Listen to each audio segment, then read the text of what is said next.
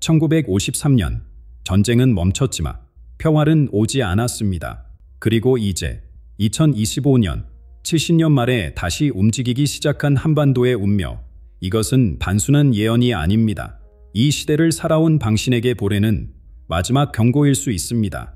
1953년 전쟁은 멈췄지만 평화는 오지 않았습니다. 그리고 이제 2025년 70년 만에 다시 움직이기 시작한 한반도의 운명. 이 말을 들으시면서 가슴이 뛰지 않으셨나요? 역사는 때로 침묵 속에서 가장 큰 울림을 준비합니다. 70년이라는 시간, 그것은 인간에게는 길지만 역사에게는 찰나일 뿐입니다. 오랜 고요 속에서 이제 새로운 소리가 들려오기 시작했습니다. 인류 역사를 돌이켜보면 위대한 변화의 순간들은 항상 예언자들의 목소리가 먼저 울렸습니다. 이집트의 파라오 시대부터 로마 제국의 멸망까지 중대한 전환점마다 시대를 앞서 보는 이들이 있었습니다. 그들은 단순한 점쟁이가 아니었습니다. 그들은 인류에게 경고와 희망을 동시에 전하는 메신저였습니다. 운명의 물결이 바뀌기 전 그들의 목소리는 시대의 변화를 예고했습니다. 마치 어둠 속에서 등불을 밝히되 예언자들은 보이지 않는 미래의 길에 비추었습니다. 그리스의 대피 신타, 노스트라다무스, 에드가 케이시, 이들의 이름은 단순한 역사적 호기심을 넘어 인류 집단 의식 속에 각인된 이정표와 같습니다. 그들이 남긴 메시지는 때로는 모호하고 때로는 생생했지만 항상 우리에게 선택의 시간이 있음을 상기시켜 주었습니다.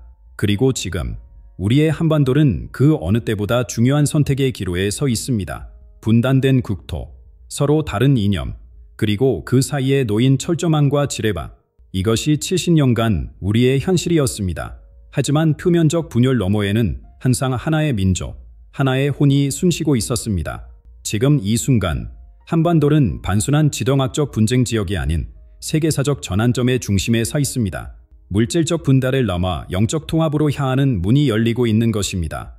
남미의 한 예언자가 이 모든 것을 수십 년 전에 보았다면 믿으시겠습니까? 벤자민 술라리 파라비치니, 아르헨티나에서 태어난 이 예술가는 20세기 중반 한국전쟁이 한창이던 시기에 놀라운 그림들을 남겼습니다. 그가 그린 수백 장의 예언적 그림들 중에는 분명히 한반도의 모습을 담은 것들이 있었습니다. 동양의 전포 의사나 입은 인물, 분열된 땅, 그리고 그 위에 떠오르는 빛. 파라비치니는 자신이 천사의 목소리를 듣는다고 말했습니다. 그의 수는 마치 다른 차원에서 인도받는 듯 자동적으로 움직였고 그 결과물은 단순한 예술작품이 아닌 미래에 대한 메시지였습니다. 그가 남긴 수많은 예언들 중 상당수가 역사 속에서 놀라운 정확도로 실현되었습니다. 11분의 9테라, 인간 복제, 냉전의 종식, 그리고 이제 2025년 한반도의 운명, 아르헨티나와 한국, 지구 반대편에 위치한 두 나라 사이에 어떤 연결고리가 있었을까요? 파라비치니의 영적 시선은 왜 하필 이곳, 우리의 땅을 주목했을까요? 그가 본 것은 단순한 정치적 결합이 아닌 인류 전체의 영적 진화에 관한 비전이었습니다. 한반도는 단순한 지리적 위치가 아닌 인류 의식 진화의 중심점으로서 그의 시야에 들어왔던 것입니다. 파라비치니의 그림 속에는 단순한 성과 색칠을 넘어선 예언의 암호가 숨겨져 있습니다. 그의 삶과 예술적 여정을 이해할 때 한반도에 관한 그의 메시지가 비로소 선명해집니다. 그가 남긴 예언의 조각들은 2025년 지금의 현실과 맞닿아 있으며 우리 모두에게 놀라운 깨달음을 가져다 줄 것입니다. 이제 당신은 자연스럽게 이렇게 궁금해질 것입니다. 파라비치니는 누구일까요? 이미지의 예언자입니다. 파라비치니의 그림 속에는 단순한 성과 색칠을 넘어선 예언의 암호가 숨겨져 있습니다. 그렇다면 이 신비로운 인물은 어떤 사람이었을까요? 벤자민 솔라리 파라비치니는 1898년 아르헨티나 부에노스아이레스에서 태어났습니다. 평범한 미술가로 시작한 그의 인생은 30대 중반에 극적인 변화를 맞게 됩니다. 어느 날 갑자기 그의 손이 자신의 의지와 상관없이 움직이기 시작했고 종이 위에 낯선 그림들이 그려졌습니다. 이것은 그의 삶을 완전히 바꿔놓은 사건이었습니다. 당시 아르헨티나는 군사 쿠데타와 정치적 혼란기를 겪고 있었습니다. 세계는 제2차 세계대전의 그림자에서 벗어나 냉전이라는 새로운 갈등으로 빠져들고 있었습니다. 이런 시대적 배경 속에서 파라비치니는 세상과 단절된 채 자신만의 예언적 세계에 몰두했습니다. 그는 사회적 명성이나 부를 추구하지 않았으며 오직 자신에게 주어진 사명을 시행하는 데 일생을 바쳤습니다. 그의 예술 작업 방식은 독특했습니다. 파라비치니는 자신의 그림을 사이코그래피 또는 신령 그림이라고 불렀습니다. 그는 명상 상태에 들어가 완전한 고요 속에서 자신의 순위 종이 위에 자동적으로 그려내는 선들을 관찰했습니다. 그리고 그 이미지와 함께 짧지만 강렬한 문구들이 떠올랐습니다. 빛은 동방에서 올 것이다. 분열된 국가가 하나로 통합될 때 붉은 별이 사라지고 푸른 빛이 화제일 것이다와 같은 문구들은 단순한 미술적 표현이 아닌 예언적 메시지였습니다. 이러한 그림들은 대부분 간결하고 단순한 선으로 이루어져 있으나 그 안에 담긴 상징성은 매우 깊었습니다. 동조 한 장의 그림에는 여러 시대와 사건이 중첩되어 있었습니다. 마치 시간의 겹을 한 번에 바라보는 듯한 이 그림들은 일반적인 예술 작품의 범주를 넘어섰습니다. 파라비치니는 자신의 예언적 능력의 원천에 대해 항상 한결같이 말했습니다. 나는 천사의 목소리를 듣는다라고 그는 주장했습니다. 그에게 이 천사들은 단순한 종교적 존재가 아닌 인류를 인도하는 높은 차원의 영적 존재들이었습니다. 그는 자신의 그저 메시지를 전달하는 매개체로 여겼고 자신의 예술적 작업을 신성한 책임으로 받아들였습니다. 세계 각국의 영적 전통에서 예언자들은 종종 다른 차원과의 연결을 통해 메시지를 받았다고 말합니다. 한국의 무속 전통에서도 신과 교토하는 능력을 가진 이들이 있었고 서양의 신비주의 전통에서도 고차원적 존재와의 소통을 통한 예언이 존재했습니다. 파라비치니의 경험은 이러한 보편적 영적 현상의 맥락에서 이해될 수 있습니다.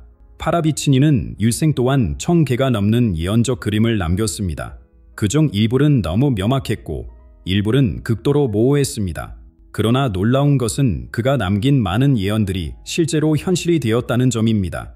1938년에 그린 그림에서 그는 제2차 세계대전의 발발과 그 참혹함을 예견했습니다. 1939년에는 원자폭탄의 개발과 사용을 암시했으며 1950년대에는 인간 복제 기술의 출현을 그렸습니다. 가장 충격적인 예언 중 하나는 2000년 9월 10일의 테러를 연상시키는 그림입니다. 1939년에 그려진 이 그림에는 불타는 쌍둥이 건물과 자유의 여신상이 함께 묘사되어 있었습니다. 그림 옆에는 하늘에서 죽음이 내려올 것이며 미국은 더 이상 강대국이 아닐 것이다라는 문구가 적혀 있었습니다. 이러한 정확한 예언들은 파라비치니의 다른 예언들, 특히 아직 완전히 실현되지 않은 것들에 대한 신뢰성을 높여줍니다. 그리고 그 중에는 한반도의 운명에 관한 예언도 포함되어 있습니다. 그가 수십 년 전에 그린 그림 속에는 2025년 지금 우리가 목격하고 있는 변화의 씨앗이 담겨 있었습니다. 파라비치님은 1974년 세상을 떠났지만 그의 예언적 유산은 여전히 강력한 영향력을 발휘하고 있습니다. 그의 그림들은 단순한 호기심의 대상이 아닌 인류의 집단적 운명에 관한 중요한 통찰력을 제공합니다. 그리고 그 통찰력은 우리의 현재와 미래를 더욱 깊게 이해하는 열쇠가 될 수 있습니다. 파라비치니의 그림들은 단순한 호기심의 대상이 아닌 인류의 집단적 운명에 관한 중요한 통찰력을 제공합니다. 그렇다면 그의 예언이 실제로 얼마나 정확했는지 구체적인 사례를 통해 살펴보겠습니다. 가장 충격적인 예언 중 하나는 2000년 9월 11일 테러를 예견한 그림입니다. 1939년 제2차 세계대전이 시작될 무렵 파라비치님은 한 장의 그림을 남겼습니다. 그 그림에는 자유의 여신상이 그려져 있고 그 뒤로 2개의 높은 건물이 불타며 무너지는 모습이 묘사되어 있었습니다. 그림 옆에는 하늘에서 죽음이 내려올 것이며 자유의 나라가 흔들릴 것이다라는 문구가 적혀 있었습니다. 이 예언이 그려진 시점에는 세계무역센터 건물이 존재하지도 않았다는 사실이 더욱 놀랍습니다. 이 건물들은 파라비치니가 이 그림을 그린 후 상신년이 지난 1970년대에 지어졌습니다. 또 다른 놀라운 예언은 원자폭탄의 개발과 사용에 관한 것입니다. 1938년 핵분열이 처음 발견되기도 전에 파라비치니는 버섯구름과 함께 도시 전체가 파괴되는 모습을 그렸습니다. 그림 옆에는 과학자들이 태양의 힘을 손에 넣을 것이나 그것은 인류에게 재앙이 될 것이다라는 문구가 있었습니다. 7년 후인 1945년 히로시마와 나가사키에 원자폭탄이 투하되면서 이 예언은 끔찍한 현실이 되었습니다. 과학기술의 발전에 관한 예언도 있었습니다. 1938년 파라비치니는 인간이 달에 발을 디딜 것이며 그곳에서 새로운 발견을 할 것이다라고 예언했습니다. 31년 후인 1969년 닐 암스트롱이 달에 첫 발자국을 남겼습니다. 또한 1940년대에 그는 인공위성과 우주정거장의 모습을 정확히 묘사했는데 이는 당시로서는 상상하기 어려운 기술이었습니다. 가장 놀라운 예언 중 하나는 인간 복제에 관한 것입니다. 1938년 파라비치니는 인간이 인간을 만들 것이며 복제된 생명체가 탄생할 것이다라고 예언했습니다. 그로부터 59년이 지난 1997년 세계는 복제한 분리의 탄생에 충격을 받았습니다. 이는 인간 복제의 가능성을 현실적으로 보여준 사건이었고 오늘날 2025년에는 생명공학 기술의 파라비치니의 예언을 넘어설 정도로 발전했습니다. 정치적 결화에 관한 예언도 있었습니다. 1954년 파라비치니는 붉은 곰이 변할 것이며 그 변화는 세계를 놀라게 할 것이다라고 적었습니다. 35년 후인 1989년 베를린 장벽이 무너졌고 2년 후 소련이 해체되면서 냉전 시대가 막을 내렸습니다. 이 사건은 20세기 후반 세계 질서의 가장 극적인 변화 중 하나였습니다. 또한 기후변화와 환경위기에 관한 예언도 있었습니다. 1960년대의 파라비치니는 인간의 욕심이 지구의 숨을 막을 것이며 물과 공기가 오염될 것이다라고 적었습니다. 이는 오늘날 우리가 직면한 환경위기를 놀랍도록 정확히 예견한 것이었습니다. 이러한 예언들이 실현되었다는 사실은 파라비치니의 다른 예언들, 특히 아직 완전히 실현되지 않은 예언들에 대한 신뢰성을 높여줍니다. 그의 그림들이 단순한 우연이나 일반적인 추측이 아니라면 우리는 그가 남긴 바른 메시지들에도 주의를 기울여야 하지 않을까요? 파라비치니의 예언 중에는 세계 각국의 운명에 관한 것들이 많았습니다. 러시아, 중국, 유럽, 미국. 그러나 그의 수많은 예언 속에서 특별히 주목해야 할 한 가지가 있습니다. 그것은 보면, 특히 한반도를 가리키는 메시지입니다.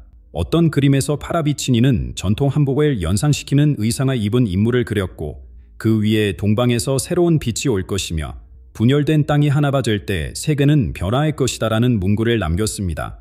이 그림은 단순한 정치적 풍의를 넘어선 깊은 영적 의미를 담고 있습니다. 파라비치니가 예견한 한반도의 변화는 단순한 국경선의 변경이 아닌 인류 의식의 진화를 위한 중요한 전환점을 의미합니다. 그리고 그 시기로 지목된 해가 바로 2025년, 지금입니다. 동방을 가리키는 파라비치니의 예언 중에서도 가장 신비로운 그림이 있습니다. 1960년대 초반에 그려진 이 그림은 다른 어떤 예언보다 한반도와 직접적인 연관성을 보여줍니다. 황금빛 배경 위에 한복을 연상시키는 전통 의상을 입은 인물이 등장하며 그 옆에는 2025, 동방의 빛이라는 문구가 적혀 있습니다. 이 그림을 자세히 살펴보면 여러 상징적 요소들이 눈에 띕니다. 먼저 중앙에 서 있는 인물은 반정한 한복 차림에 특별한 관모를 쓰고 있습니다. 이 관모에는 청룡의 뿔이 달려 있는데 이는 동아시아 전통에서 지혜와 권위를 상징합니다. 청색은 하늘과 영성회, 용은 권능과 변화를 의미합니다. 파라비치니가 이 상징을 선택한 것은 단순한 우연이 아니라 한국 문화의 핵심을 꿰뚫는 통찰력을 보여줍니다. 그림의 배경에는 분열된 풍경이 그려져 있습니다. 한쪽은 어둡고 안개에 쌓여 있으며 다른 쪽은 밝고 선명합니다. 이 분열된 배경은 명백히 남북으로 나뉜 한반도를 상징합니다. 그런데 특이하게도 배경의 어두운 부분에는 여러 마리의 돼지가 그려져 있습니다. 동양 문화에서 돼지는 풍요와 번영을 상징하기도 하지만 때로는 탐욕과 물질적 집착을 나타내기도 합니다. 이는 물질주의와 영성의 대비를 보여주는 것일까요? 주만 인물의 자세도 매우 상징적입니다. 두 손을 하늘에 향해 들어올리고 있는 모습은 마치 우주의 에너지를 받아들이는 듯한 인상을 줍니다. 이는 단순한 정치적 지도자가 아닌 영적 지혜를 가진 인물을 암시합니다. 그러나 동시에 그의 발 아래에는 칼과 방패가 놓여 있어 군사적 힘과 보호의 의미도 함께 내포하고 있습니다. 파라비치니는 이 그림 옆에 흥미로운 문구를 남겼습니다. 분열된 땅에서 통합의 인물이 나타날 것이며 그는 동양의 지혜와 소양의 힘을 결합할 것이다. 2025년, 세계는 동방에서 오른 새로운 빛에 주목할 것이다. 이 문구는 단순한 정치적 풍의를 넘어선 더 깊은 의미를 담고 있습니다. 2025년 지금, 한반도에서 일어나고 있는 변화들은 이 예언과 어떤 연관성이 있을까요? 최근 들어 남북관계의 미묘한 변화의 조짐이 나타나고 있습니다. 오랜 적대감이 조금씩 녹아내리고 새로운 대화의 가능성이 열리고 있습니다. 또한 한국은 세계적인 문화 강국으로 부상하며 K-팝, 한국 드라마, 한국 영화와 같은 소프트 파워를 통해 전 세계의 영향력을 확장하고 있습니다. 더 나아가 한국 사회 내에서도 물질주의적 가치관과 영적 가치관 사이의 균형을 찾으려는 움직임이 강해지고 있습니다. 경제적 성공만을 줬던 사회가 점차 웰빙, 마음 챙김, 내적 성장과 같은 가치에 주목하기 시작했습니다. 이는 파라비치니가 그린 총룡의 뿔을 가진 인물, 즉 지혜와 영성을 갖춘 리더십의 치련을 암시하는 것일지도 모릅니다. 동양 철학에는 봉반 구세조 또는 미륵굴과 같은 개념이 있습니다. 혼란의 시대가 끝나고 새로운 시대를 열 영적 지도자에 대한 예언입니다. 일부 학자들은 파라비치니의 예언이 이러한 동양의 전통적 예언과 놀랍도록 일치한다고 지적합니다. 서양의 예언자가 동양의 고대 지혜와 공유하는 예언을 남겼다는 것은 단순한 우연이라기보다는 인류 집단 의식 속에 내재된 보편적 진리를 암시합니다. 파라비치니의 예언에서 한반도는 단순한 지리적 위치가 아닌 인류 의식 진화의 중심점으로 묘사됩니다. 2025년은 단순한 연도가 아닌 오랜 분열이 치유되고 새로운 포합이 시작되는 전환점으로 예견되었습니다. 그리고 바로 지금 우리는 이 예언적 시간대를 살아가고 있습니다. 한반도의 운명이 전 세계에 영향을 미칠 만큼 중요한 이유는 무엇일까요? 파라비치니의 예언에 따르면 이곳에서 시작되는 변화는 단순한 정치적 사건을 넘어 인류 전체의 의식 진화를 촉진하는 촉매제가 될 것입니다. 그림 속 인물이 상징하는 바 영적 지혜와 현실적 힘의 결합은 분열된 세계에 필요한 새로운 리더십의 모델을 제시합니다. 이러한 참된 리더십의 부산은 필연적으로 오랫동안 권력을 휘둘러온 독재적 세력의 몰락을 의미합니다. 실제로 파라비치니는 또 다른 그림에서 붉은 얼굴의 독재자의 운명에 대해 예언했습니다. 이는 진정한 지도자와 폭군 사이의 극명한 대비를 보여줍니다. 붉은 얼굴의 독재자는 자신의 권력이 영원할 것이다 믿었으나 하늘은 그에게 시간을 허락하지 않았다. 파라비치니의 그림첩을 넘기다 보면 한 장면이 강렬한 인상을 남깁니다. 1962년 그는 붉은 빛을 띤 얼굴을 가진 남성의 초상화를 그렸습니다. 그 인물은 군복에 연상시키는 옷을 입고 있으며 머리에는 별이 그려진 모자를 쓰고 있습니다. 그림의 배경은 어둡고 불길한 분위기를 자아내며 인물의 표정은 오만함과 분노가 뒤섞인 채 경직되어 있습니다.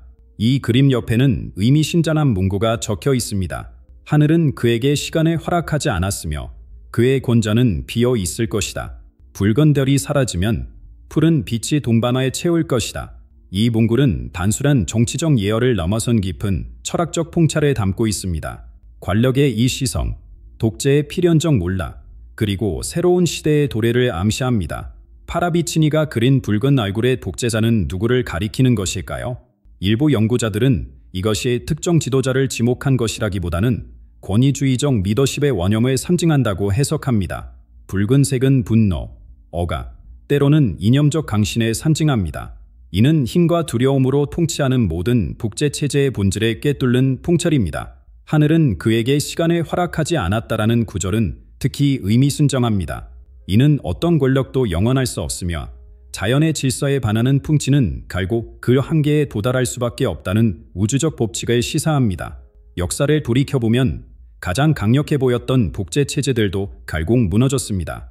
로마 제국, 나폴레옹의 프랑스, 히틀러의 독일, 소련의 공산주의, 그 어떤 것도 영원하지 않았습니다. 파라비치니의 예언은 권력의 본질에 대한 깊은 이해를 보여줍니다. 진정한 권력은 강제와 억압에서 나오는 것이 아니다. 영감과 존경에서 비롯된다는 것입니다. 그림 속 독재자의 붉은 얼굴은 격정과 분노에 사로잡힌 리더십을 상징하며 이는 앞서 살펴본 총룡의 뿔을 지닌 지혜로운 지도자와 극명한 대비를 이룹니다. 이 예언이 한반도와 어떤 관련이 있을까요? 한국의 근현대사는 독재와 자유, 억압과 해방 사이의 긴장으로 점철되어 있습니다.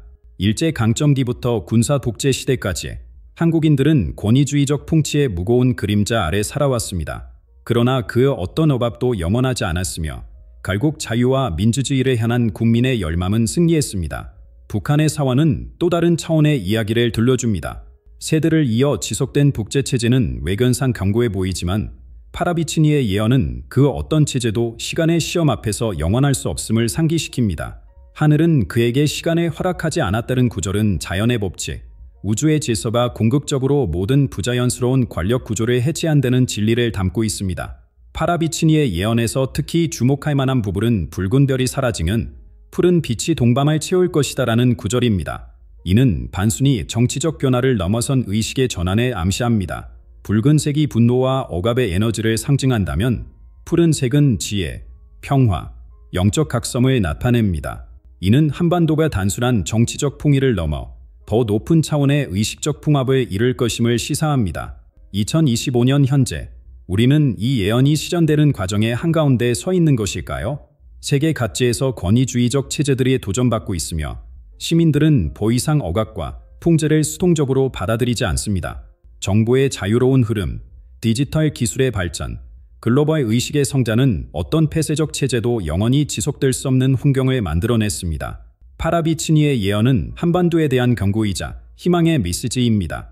그것은 과거의 권위주의적 패턴을 반복하지 말라는 경고인 동시에 영적 지혜와 진정한 리더십으로 나아갈 때 찾아올 밝은 미래에 대한 약속입니다. 독재자의 붉은 얼굴이 사라지고 청룡의 지혜로운 에너지가 한반도를 채울 때 이곳은 단순한 지정학적 갈등 지역이 아닌 인류 의식 진화의 중심지로 거듭날 것입니다. 파라비치니의 예언에서 독재자의 몰락은 단순한 정치적 사건이 아닌 의식의 진화 과정입니다. 이는 외부의 힘에 의한 변화가 아니다. 내면의 깨달음을 통한 자연스러운 전환을 의미합니다. 마치 겨울이 지나면 봄이 오듯이 억압의 시대가 끝나면 자연스럽게 화합과 통합의 시대가 열립니다. 한반도의 분단된 현실도 결국은 이러한 우주적 법칙에 따라 치유될 것이라는 메시지입니다. 억압의 시대가 끝나면 자연스럽게 화합과 통합의 시대가 열립니다. 파라비치니의 작품 중 가장 신비롭고 희망찬 그림 중 하나는 1967년에 그려진 흰 옷을 입은 두 인물입니다. 이 그림에는 전통 한복을 연상시키는 흰 옷을 입은 두 사람이 무너져 내리는 벽 사이에서 손에 맞잡고 있습니다. 그들의 얼굴은 평온하며 그 주위로는 빛이 퍼져나가고 있습니다. 파라비치니가 이 그림 옆에 남긴 글은 더욱 의미심장합니다. 분단된 땅에서 하나됨이 시작될 때 그것은 단순한 국경의 통합이 아닌 영혼의 치유가 될 것이다. 이 치유는 동방에서 시작되어 세계로 퍼져나갈 것이다. 이 메시지는 한반도의 통일이 단순한 정치적, 지리적 사건을 넘어선 영적 차원의 사건임을 암시합니다. 주목할 만한 것은 그림 속 두 인물이 서로를 향해 몸을 기울이고 있으나 그들 사이에는 여전히 공간이 존재한다는 점입니다.